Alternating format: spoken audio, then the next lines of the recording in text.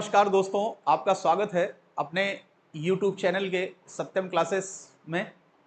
और आप पढ़ रहे हैं कंटिन्यूटी का टॉपिक। और कंटिन्यूटी में कुछ विशेष टाइप के क्वेश्चन जो आपकी एनसीईआरटी बुक में दिए गए हैं उसको डिस्कस हम करेंगे आज।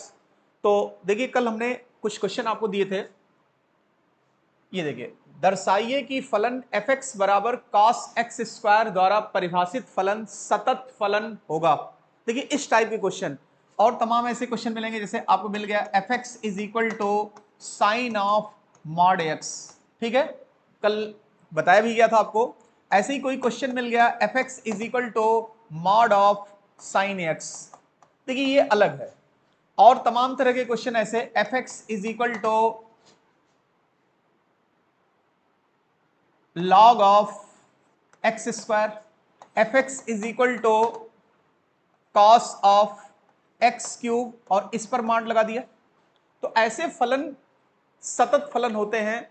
आइए देखा जाए कैसे कैसे, किन बिंदुओं पर। स्टार्ट हम लोग करते हैं सबसे पहले f(x) बराबर cos x स्क्वायर।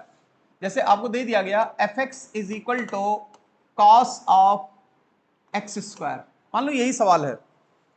आप इसको चाहें तो डायरेक्ट लगा सकते हैं। जैसे x बराबर a पर हम इसके सततता का परीक्षण कर लें। एक मेथड तो ये है। कैसे? जैसे मान लिया हमने इसको शुरू किया, स्टार्ट एक जनरल मेथड से। जैसे एक कॉमन मैन लगाएगा। जैसे आपने कहा x बराबर a पर सततता का परीक्षण करना है। देखिए, एक मेथड ये है जिसको आप कभी दिक्कत में नहीं आएंगे, क्योंकि इस पर बहुत से सवाल लगाए आपने। जैसे आपने कहा x बराबर a और where a belong to any real number, तो आपने सबसे पहले स्टार्ट किया f a की वैल्यू, तो ये हो जाएगी cos ऑफ a स्क्वायर। देख लीजिए, f a पर जो मान आया इसका वो cos ऑफ a स्क्वायर आ गया। अब बची है इसकी राइट हैंड लिमिट। देखिए, r h l यानी f ऑफ a प्लस 0। इसी को लिखते हैं हम लोग limit of h tend to 0 f a plus h। यही हो जाएगा मेरे प्यारे बच्चों, limit of h tend to 0 cos a plus h का होल स्क्वायर। देखिए, जहां जहां x था, f(x) है तो cos x स्क्वायर है, और x की जगह आज a प्लस h आ गया, तो यही हो गया cos of a plus h का होल स्क्वायर। और जैसे ही आप h को 0 टेंड कराएंगे, जैसे ही h 0 टेंड करेगा, तो यही हो जाएगा cos ऑफ a प्लस 0 का होल स्क्वायर, यानी cos ऑफ a स्क्वायर। ठीक है, इसको आप लेफ्ट हैंड लिमिट में जरा देख लीजिए।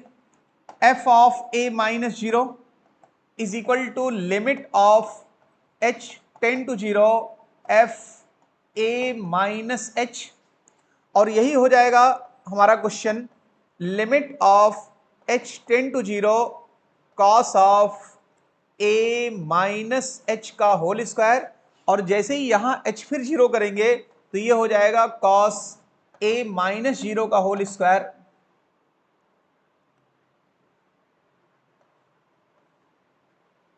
a माइनस 0 का होल स्क्वायर, यानी यही हो गया cos a स्क्वायर। ये तो एक कॉमन मैन का क्वेश्चन हो गया। अब देखोगे उस बिंदु पर a पर ये cos a स्क्वायर हो गया, और इसकी राइट हैंड लिमिट वो भी cos a स्क्वायर आई, और इसकी लेफ्ट हैंड लिमिट वो भी cos a स्क्वायर आई। यानी ये तीनों वैल्यू बराबर हो गई। क्या? कि f a is equal to f a plus 0 is equal to f a minus 0। अतः दिया गया फलन एक सतत फलन होगा।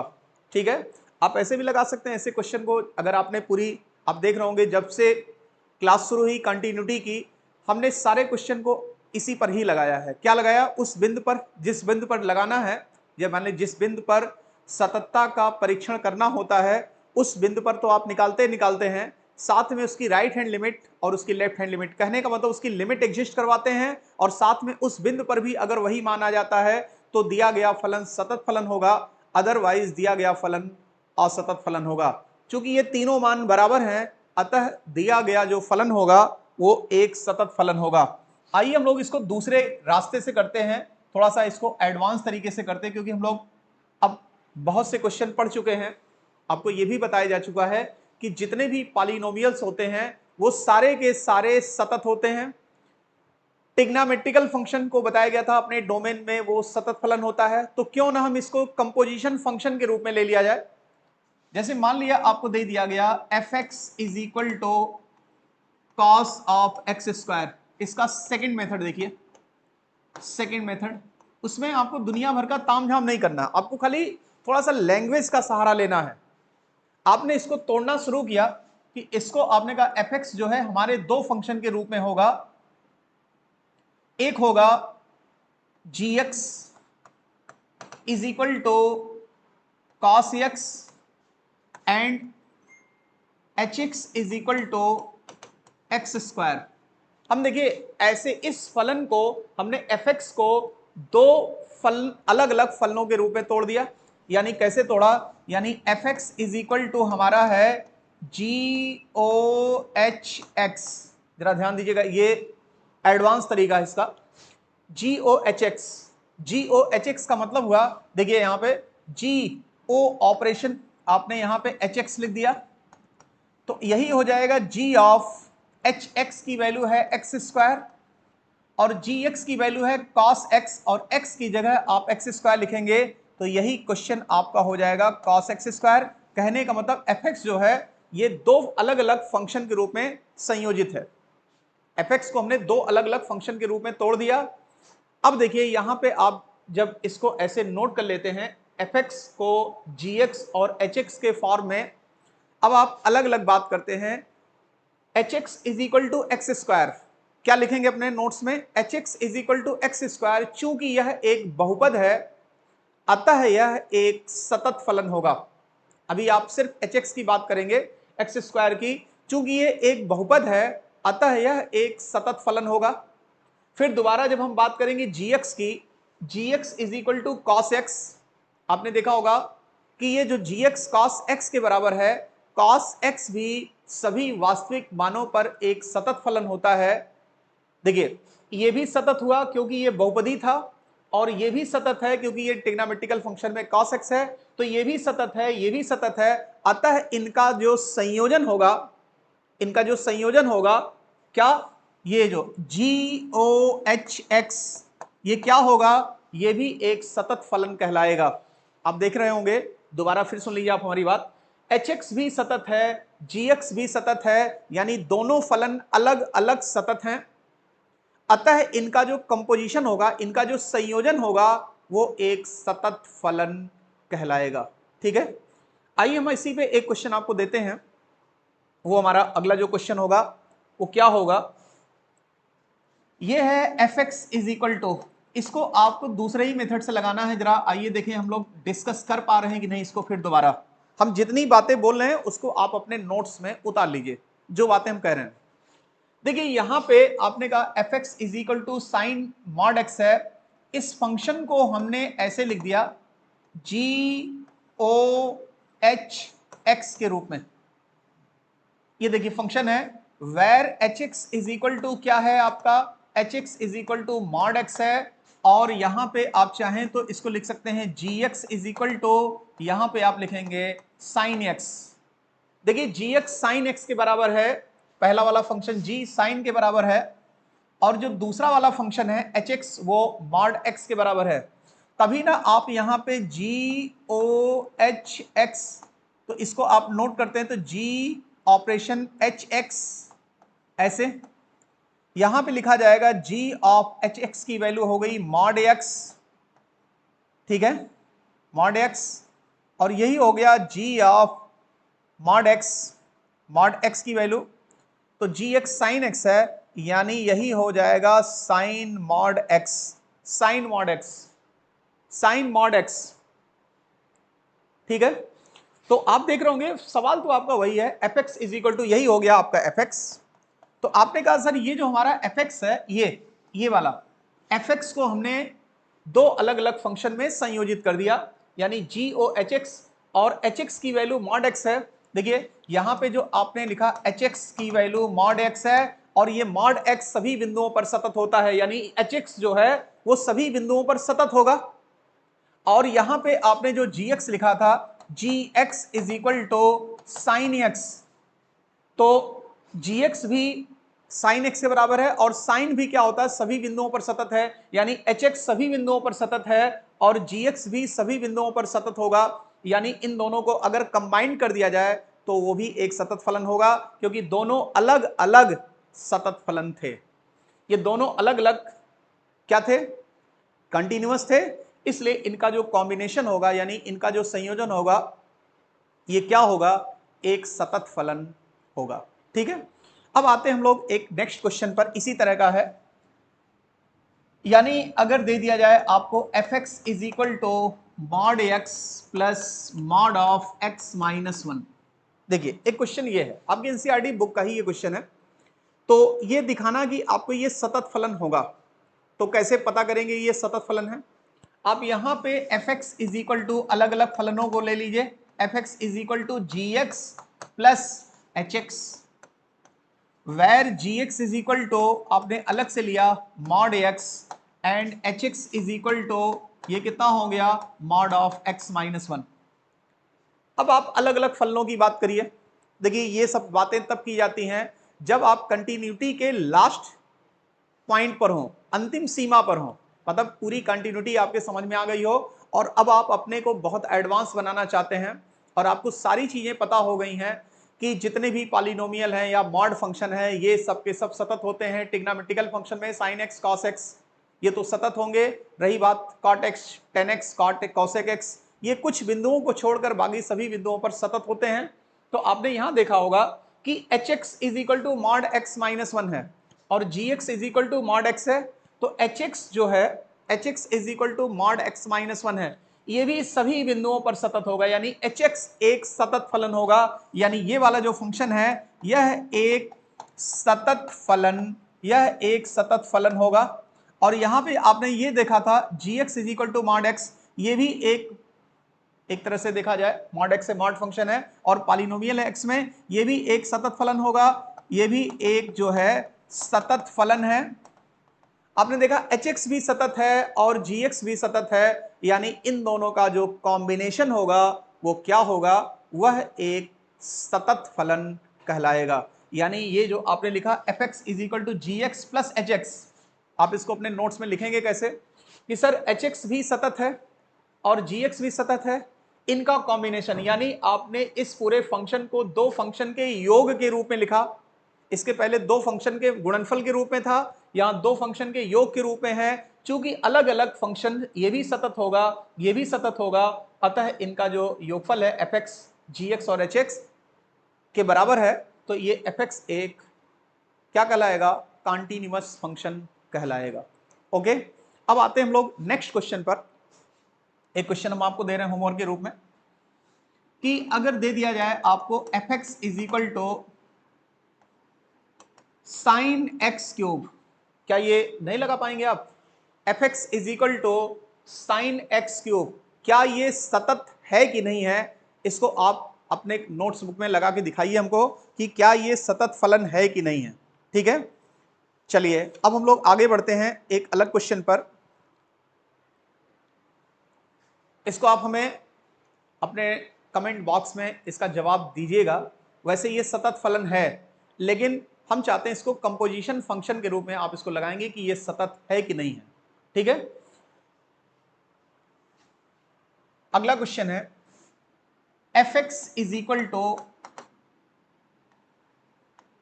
Cosec x, fx is equal to cosec x, fx बराबर कॉसेक x, इसके सततता का परीक्षण करना है।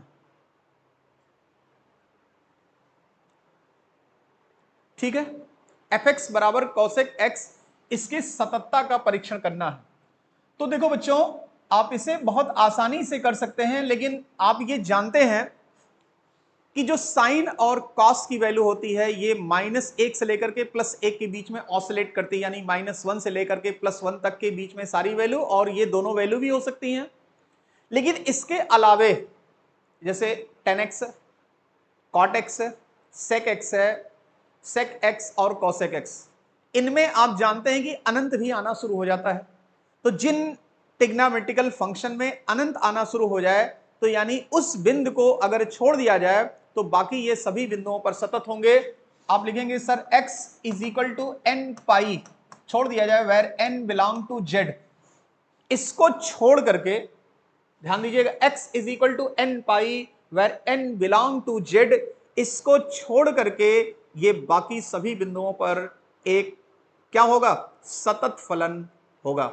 x is equal to n pi where n belong to z, z का मतलब होता है इंटीजर, इस बिंदु को छोड़ दिया जाए तो बाकी सभी बिंदुओं पर यह सतत फलन होगा। आइए हम लोग इसी क्रम में देखते हैं नेक्स्ट क्वेश्चन।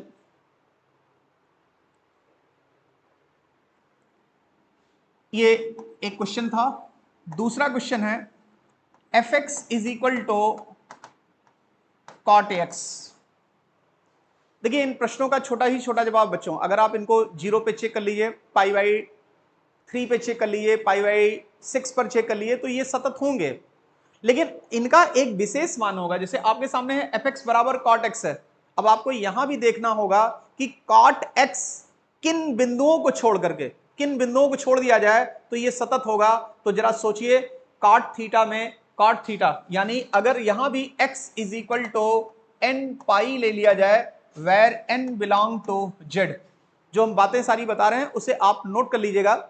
इस क्वेश्चन में भी आप कहेंगे where x is equal to n pi को छोड़ करके बाकी ये सभी बिंदुओं पर सतत होगा। इनको छोड़कर देखिए एन पाई को छोड़ दिया जाए, एन पाई को छोड़कर बाकी सभी बिंदुओं पर, बाकी सभी बिंदुओं पर, बाकी सभी बिंदुओं पर सतत होगा। यही सेम बातें यहां भी लिखेंगे, एन पाई को छोड़कर, एन पाई को छोड़कर बाकी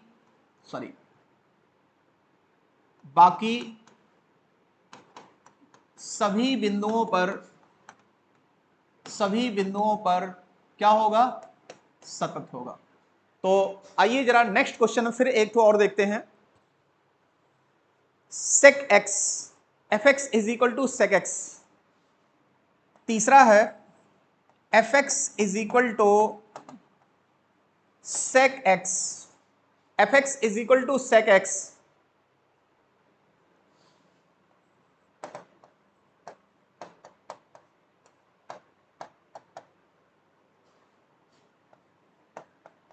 देखो बच्चों, एक बार फिर दोबारा देख लीजिएगा। हमारे कहने का यह मतलब है कि आप अगर इतने बड़े में नहीं कर पाते हैं तो आप ये सोचिए कि ये cot x है किस बिंदु पर, यानी यहां पे n बिलोंग टू z लिखा हुआ है। इंटीजर का मतलब क्या होता है, इंटीजर 3 तरह के होते हैं, धनात्मक, ऋणात्मक और जीरो। यानी जितने भी नंबर्स हैं देखिए इंटीजर्स में, जैसे ये 0 है, ये 1 है, ये 2 है, ये 3 हो गया, इधर -1, -2, -3 एंड सो ऑन, और इधर इंफिनिटी तक, और इधर -इंफिनिटी से लेके +इंफिनिटी तक। लेकिन आप इसको ओपन इंटरवल में छोड़ देते हैं, यानी कहने का मतलब 0, 1, 2, 3, 4, 5, 6, और 0 के नीचे -1, -2, -3, -4, -5 एंड सो ऑन, ये सारे के सारे इंटीजर्स कहलाते हैं, यानी ये पूर्णांक संख्याएं कहलाती हैं। तो ये सभी पूर्णांकों पर सतत तो होगा। यहां पे देखिए सभी n is equal to n belong to z, जैसे x is equal to n pi आपने लिखा, n की वैल्यू आपकी 0 भी हो सकती है, 1 भी हो सकती है, 2 भी हो सकती है, 3 भी हो सकती है, -1, -2, -3 एंड सो ऑन, ये सब हो सकते हैं। तो आपने देखा cosec x में n पाई, cot x में n pi, fx is equal to sec x, x is equal to 2n + 1 into pi by 2। इस बिंदु को अगर छोड़ दिया जाए तो बाकी सभी बिंदुओं पर दिया गया फलन एक सतत फलन होगा। दोबारा फिर देखना मेरे प्यारे बच्चों, x बराबर 2n + 1 पाई बाई 2, इनको छोड़ दिया जाए तो ये बाकी सभी बिंदुओं पर एक सतत फलन होगा। और हमें उम्मीद है कि आपके हर तरह के क्वेश्चन हो गए हैं। अब अगर आप चाहें तो हर तरह के क्वेश्चन आप एनसीईआरटी बुक खोलिए, उसके सारे question A to Z line से लगा सकते हैं। किसी को कभी भी कोई दिक्कत होती तो आप अपने इस जो है कमेंट बॉक्स में क्वेश्चन लिख के दे दीजिए। तो ये टॉपिक अगर चाहें तो आप अपने मन से भी पूरा लगा सकते हैं, कहीं कोई दिक्कत नहीं है। बहुत से क्वेश्चन लगाए गए, इतने तरह के क्वेश्चन थे। अब आइए हम आपको 1-2 क्वेश्चन और देते हैं प्रैक्टिस के तौर पे। देखिए अब आप लोग लगाइए नेक्स्ट क्वेश्चन, अब हम दे रहे हैं आपको।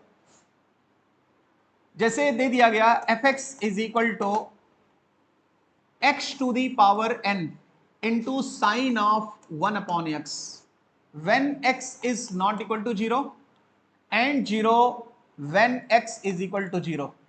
ये आपका होमवर्क है और हमें लगता है कि आप इसको आसानी से लगा लेंगे, क्योंकि इसी पे हमने आपको इसके पहले वाले लेक्चर में 2-3 लेक्चर पहले क्लास में क्वेश्चन दिया था। ये था आपका सवाल x sine 1/x when x is not equal to 0 और 0 when x is equal to 0। हमने कहा था ना इस पर लाखों क्वेश्चन, करोड़ों क्वेश्चन तैयार कर सकते हैं आप। कैसे? यहां x के पावर को आप बढ़ाते जाइए, जहां तक आपकी मर्जी हो उतना ही बढ़ेगा, और सवाल का जो तरीका होगा वो 100% एकदम यही होगा। बस यहां x की जगह x to the power n आ जाएगा। मान ली यहां भी x to the power n कर दिया जाए तब भी कोई प्रॉब्लम नहीं है, यानी सवाल पर सवाल बदलता जाएगा। अगर आपने तरीकों को सही से जान के रखा हुआ है तो किसी भी प्रॉब्लम में आपको दिक्कत नहीं होगी। ये स्टार्ट करिए, लगाते हैं हम लोग, फिर आगे बढ़ते हैं नेक्स्ट क्वेश्चन की तरफ। F x is equal to, देखिए क्वेश्चन आया था बोर्ड में, सामने है आपके, x upon mod x when x is not equal to -1, और ये है x अपॉन ये है आपका ये नॉट इक्वल टू 0, और एक था -1 when x is equal to 0। और हमें उम्मीद है कि आप इस क्वेश्चन को लगा लेंगे। देखिए आपके सामने एक और क्वेश्चन आ गया है, a तथा b के उन मानों को ज्ञात कीजिए जिनके लिए फलन f x is equal to a x plus 1 and x is less than 3। देखिए एफ एक्स बराबर ए एक्स प्लस 1 जब x का मान 3 या 3 से छोटा होगा, और यही एफ एक्स की वैल्यू बी एक्स प्लस 3 है when x is greater then 3 द्वारा परिभाषित फलन x बराबर 3 पर सतत है। यहां पे a और b का मान ज्ञात करना है। आपको पता भी हो गया कि x बराबर 3 पर दिया गया फलन सतत होगा, तो सबसे पहले हम लोग क्या करते हैं, सबसे पहला काम f3 पर वैल्यू निकालते हैं। f3 पर मान, देखिए जब x का मान 3 या 3 से छोटा होगा तो आप इसका इस्तेमाल करेंगे, यानी a इंटू 3 प्लस 1, यानी यही आ गया बच्चों 3a प्लस 1। इसके बाद हम लोग आते हैं राइट हैंड लिमिट में RHL पर। RHL क्या है, f ऑफ 3 प्लस 0, क्योंकि आपको 3 पर सतत है, दिया गया फलन x बराबर 3 पर सतत होगा, तो आपने क्या कहना शुरू किया, यहां पे 3a प्लस 1 यानी राइट हैंड लिमिट में 3 में कुछ जोड़ दिया, और फिर इसी को आपने लिखना शुरू किया, limit of h tend to 0 f of 3 plus h।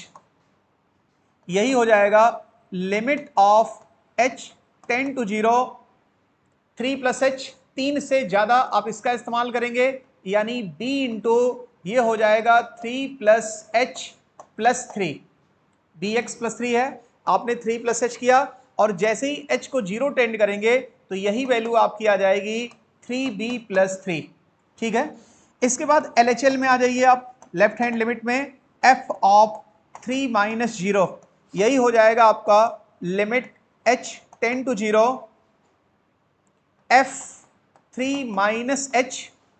3 minus h जब 3 से छोटा हो जाएगा या 3 के बराबर होगा तो आप इसका इस्तेमाल करते हैं, तो यहां पे फिर आप पुनः जो है पहले वाली लिमिट का इस्तेमाल करेंगे, यानी a इंटू ये हो जाएगा 3 minus h plus 1, a into 3 minus h plus 1, और जैसे ही यहां पे h की वैल्यू 0 करेंगे तो ये हो जाएगा आपका 3a प्लस 1। आप देखेंगे कि अगर 3 को डायरेक्ट लिया जाए तो f3 की value 3a plus 1, right hand limit की वैल्यू 3b प्लस 3 आ रही है, और लेफ्ट हैंड लिमिट की वैल्यू 3a प्लस 1 आ रहा है। तो आपने देखा होगा कि दिया गया जो फलन है x बराबर 3 पर, देखिए x बराबर 3 पर ये सतत है, तो इसकी जो वैल्यू होगी right hand limit, left hand limit और वह f3 पर तीनों मान बराबर होंगे। तो आप यहां ये कह सकते हैं, चूंकि दिया गया फलन x बराबर 3 पर सतत है, तो आपने कहा कि sir fa is equal to f यहां पर हो गया आपका f3 is equal to f3 plus 0 is equal to f3 minus 0। तो यानी f3 पर वैल्यू कितनी आई है, f3 पर वैल्यू आई है 3a प्लस 1, और यही बराबर हो गया 3 प्लस 0 पर आ गया 3b प्लस 3 और यही हो गया 3a प्लस 1। कुल मिला जुला के आपको मिल गया 3a plus 1 is equal to 3b plus 3। देखिए अब आपके पास देखिए ये जो है और ये दोनों सेम है, ये दोनों सेम है, तो ये इसके बराबर हो गया। आपके पास सिर्फ यही दो इक्वेशन बचे हुए हैं 3a plus 1 is equal to 3b plus 3। यानी अगर इसको सॉल्व किया जाए तो यहां लिख सकते हैं 3a is equal to 3b plus 2। तीन में से गया a इज इक्वल टू क्या हो जाएगा 3b प्लस 2 अपॉन 3। कहने का ये मतलब हुआ आप b की वैल्यू देते जाइए, a की वैल्यू मिलती जाएगी। यहां पे आपने कहा कि b का मान अगर 1 होगा तो a का मान कुछ होगा। यहां पर a का मान b के रूप में आया हुआ है, a का मान जो है वो b के रूप में आया है, तो इसका क्या मतलब हुआ a का मान b के रूप में आया है, जहां a और b कोई भी रियल नंबर हो सकते हैं। अगर आप b कोई भी रियल नंबर लेंगे तो a भी वही रियल नंबर आएगा, या a कोई रियल नंबर लेंगे तो b भी आपका कोई ना कोई रियल नंबर आएगा। देखिए इसको आप ऐसे भी कह सकते हैं कि 3a plus 1 is equal to 3b plus 3। एक बार फिर से देख लीजिए दोबारा, जैसे यहां पे हमने a को b के रूप में लिखा, अब जरा b को भी a के रूप में लिखिए, उसको भी देख लिया जाए। ये दोनों में से कोई भी कर सकते हैं, यानी 3b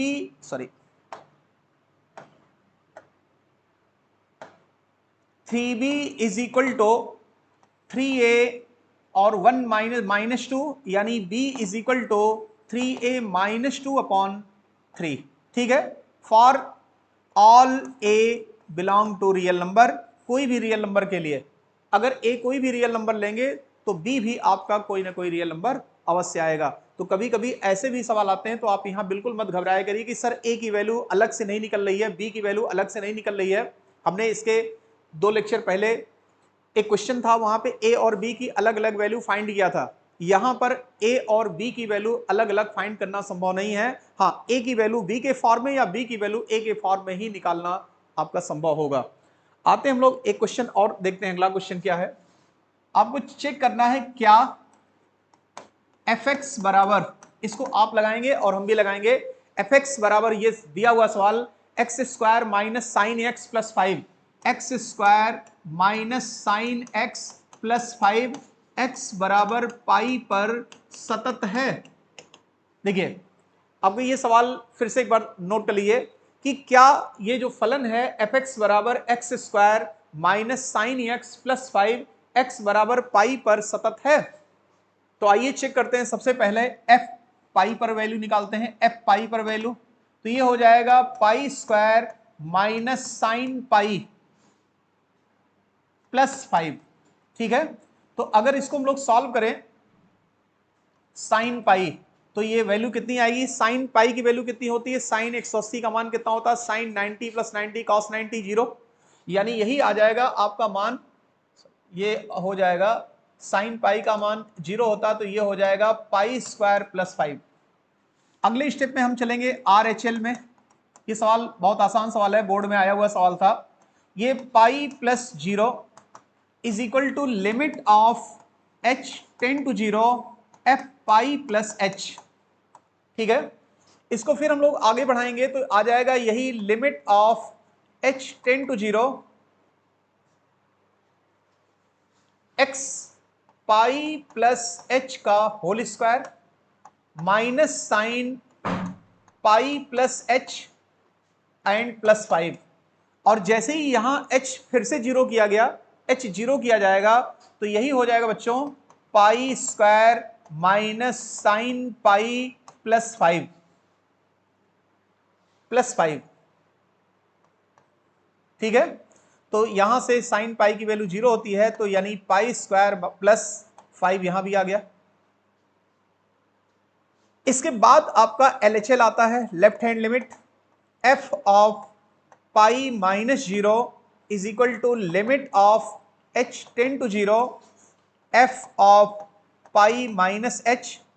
तो ये फिर से आ जाएगा limit of h tend to 0, x square की वैल्यू हो जाएगी पाई माइनस h का whole square minus sine pi minus h and plus 5।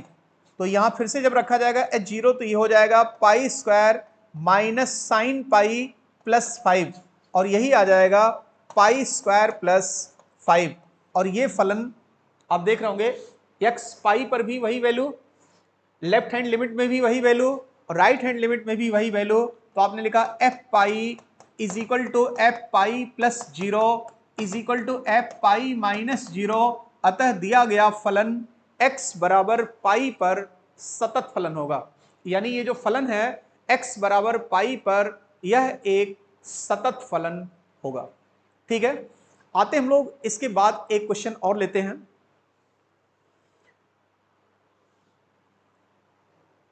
Question आप लोग नोट कर लिए। f के सभी असातत्य बिंदुओं को ज्ञात कीजिए यदि fx बराबर दिया गया है। देखिए एक क्वेश्चन आ रहा है आपके सामने, fx is equal to sine x upon x when x is not equal to 0, x is not equal to 0, और दिया है x प्लस 1, यहां पे दिया हुआ है x plus 1 when x is equal to 0। करा f के सभी असातत्य यानी discuss the discontinuous point of this function. इस फंक्शन के सभी असातत्य बिंदुओं को ज्ञात करना है। यहां पे आपको दिया गया fx बराबर समथिंग। देखिए जब ऐसे सवाल आते हैं तो आपको क्या करना होता, कभी कभी दिया ना असातत्य बिंदुओं को ज्ञात करना, यानी उसके वो जो आपका फंक्शन है वो किन बिंदुओं पर असतत होगा, इसे निकालना है। ठीक है, तो अगर हम लोग देखते हैं, जैसे मान लीजिए अगर हम लोग 0 पे चेक कर लें, 0 पे चेक कर लिया जाए, तो 0 पे चेक करते समय देखा जाए क्या आ रहा, सतत आ रहा कि असतत आ रहा है। और 0 के पहले भाई 0 से अगर छोटी वैल्यू लिया जाए या 0 से बड़े मान लिए जाए, जैसे अगर कहा जाए x का मान जब 0 के बराबर नहीं होगा तो आप इसका इस्तेमाल करेंगे, और x बराबर अगर 0 हो जाएगा तो आप इसका इस्तेमाल करेंगे। और यहां पे असतत बिंदुओं को ज्ञात करना है। आइए देखा जाए ये सवाल आपका कैसे लगेगा, यहां पे निकालना है।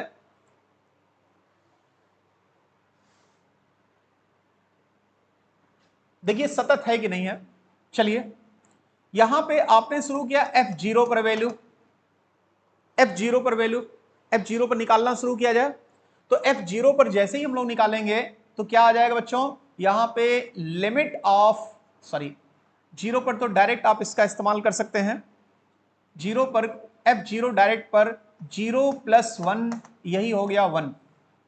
आइए आगे बढ़ते हैं, इसकी राइट हैंड लिमिट निकाला जाए RHL, f of 0 plus 0 is equal to limit of h tend to 0 f0 plus h। ठीक है, f0 प्लस h, और यहां पे देखना है limit h tend to 0 f0 plus h, इसका इस्तेमाल करिए। 0 प्लस h का मतलब जब 0 के बराबर नहीं है तो हमें इसका इस्तेमाल करना है। तो यही हो जाएगा limit of h tend to 0 यानी sine of 0 plus h upon 0 plus h। यही अगले स्टेप में हम लोग लिखेंगे limit h tend to 0 sine of h upon h, और यही हमारा 1 के बराबर हो गया। नेक्स्ट अगले पार्ट में हम लोग चलते हैं LHL में। LHL में f ऑफ 0 माइनस 0, यही हो जाएगा limit of h tend to 0 f0 minus h।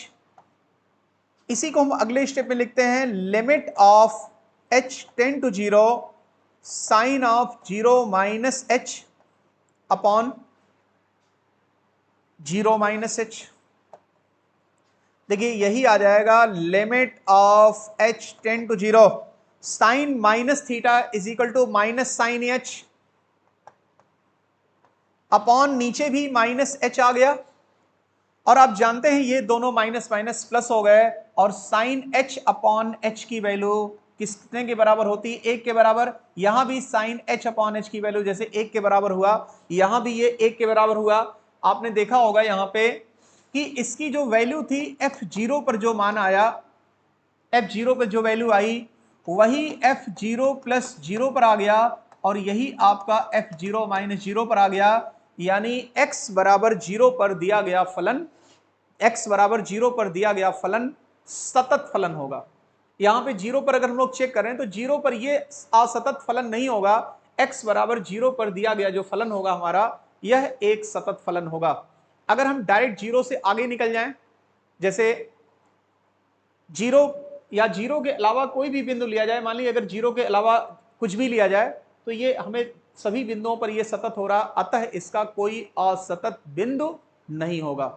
अब आइए इसी क्वेश्चन में थोड़ा सा मॉडिफिकेशन कर दिया जाए, तब देखें क्या होता है। अगर इसको हम लोग ऐसे कर दें,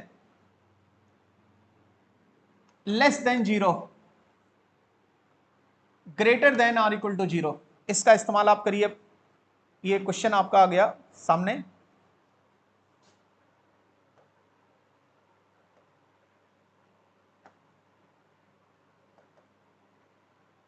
रुको फिर से हम लिख दे रहे हैं, sorry. F x is equal to sine x upon x when x is less than zero, और x plus one when x is greater than or equal to zero. ऐसे है सवाल, less than zero, greater than or equal to zero.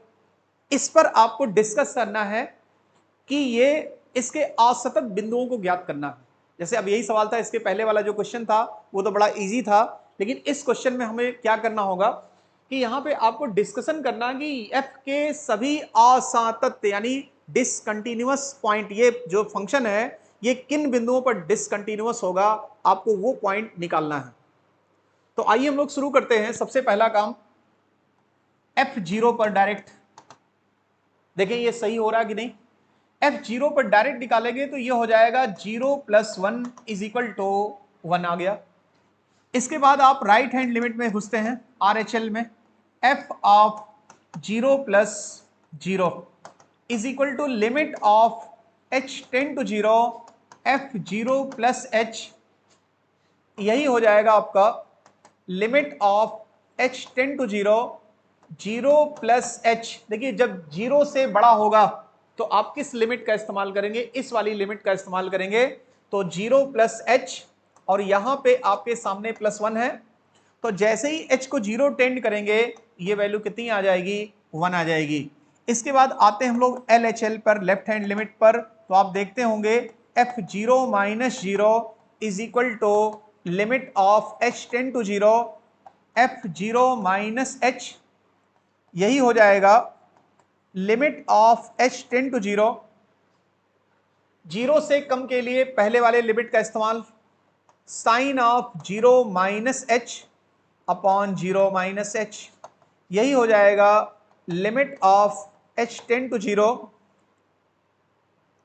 Minus sine h upon minus h, ये दोनों plus हो गए और ये वैल्यू कितनी आई, 1 के बराबर आ गई। आप ये सवाल देख लीजिए, आपसे कहा कि f के सभी असतत बिंदुओं को ज्ञात करना है। तो आप देख रहे होंगे कि दिया गया जो फलन होगा f के यानी x के सभी मानों के लिए ये क्या होगा, सतत होगा।